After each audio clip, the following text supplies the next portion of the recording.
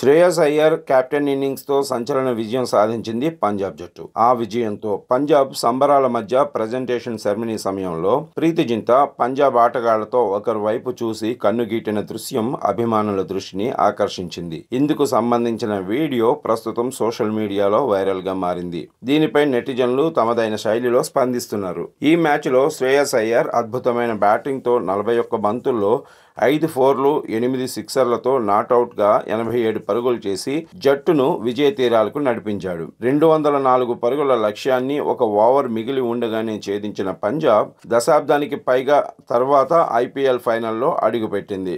2014 తర్వాత ఇదే తొలి అవకాశం కాగా అయ్యర్ కెప్టెన్ గా వరుసగా రెండోసారి ఐపీఎల్ టైటిల్ పోర్లో పాల్గొనబోతున్నాడు. గతేడాది కేకేఆర్ తరపున విజేతగా నిలిచిన శ్రేయస్ ఇప్పుడు పంజాబ్ తరపున అదే లక్ష్యంతో ముందుకు సాగుతున్నాడు. అయితే పంజాబ్ బ్యాటింగ్ చేస్తున్న సమయంలో శ్రేయస్ వధేరా కలిసి విలువైన ఇన్నింగ్స్ ఆడారు. వారు ఆడుతున్నంతసేపు ప్రీతి జింతా ఉత్సాహానికి అదుపు లేకుండా పోయింది. సిక్సర్లు 4లు కొట్టినప్పుడల్లా చిన్న పిల్లల మాదిరిగా గంతులు వేసింది. జట్టు ఓనర్ అనే విషయాన్ని మర్చిపోయి క్రికెట్ అభిమానిగా, ముఖ్యంగా పంజాబ్ ఫ్యాన్గా మారిపోయింది.